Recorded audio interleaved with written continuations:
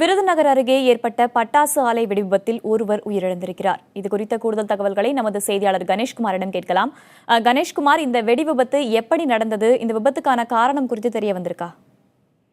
வேதவள்ளி, விருதுநகர் அருகே தாதப்பட்டி கிராமத்தில் மோகன்ராஜ் என்பவருக்கு சொந்தமான பட்டாசாலை உள்ளது. இந்த பட்டாசாலை இன்று வழக்கம் போல் ஞாயிற்றுக்கிழமை விடுமுறை தினமான இன்று அனுமதியின்றி பட்டாசாலையில் பணி என்பது நடைபெற்றுக் கொண்டிருந்த போது அந்த பட்டாசுக்கு தேவையான ரசாயன மூலப்பொருட்களின் கலவை செய்து கொண்டிருந்த பொழுது எதிர்பாராத விதமாக அந்த உராய்வு என்பது ஏற்பட்டு வெடி விபத்து நிகழ்ந்துள்ளது. இந்த வெடி விபத்தில் சேவியர் என்ற தொழிலாளி சம்பவ இடத்திலே உடல் கருகி உயிரிழந்துள்ளார்.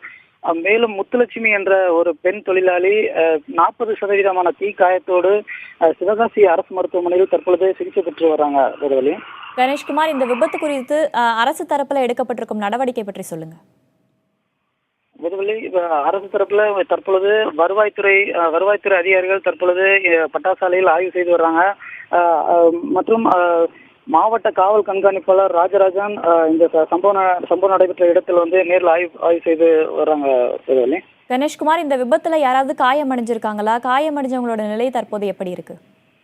நிச்சயமாக இந்த விபத்தில் சம்பவ இடத்திலே ஒருவர் உயிரிழந்துள்ள நிலையில் முத்துலட்சுமி என்ற பெண் தொழிலாளி சுமார் 40% தீக்காயத்தோடு சிவகாசி அரசு மருத்துவமனையில் அதிநவீன தீக்காய சிகிச்சை பிரிவில் தற்பொழுது தொடர்ந்து சிகிச்சை அளிக்கப்பட்டு வருகிறது.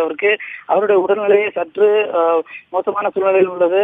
இருந்தாலும் தொடர்ந்து அவருக்கு மருத்துவர்கள் தொடர்ந்து சிகிச்சை அளிக்கப்பட்டு வராங்க. கணேஷ்குமார், தங்களின் தற்போதைய தகவல்களுக்கு நன்றி.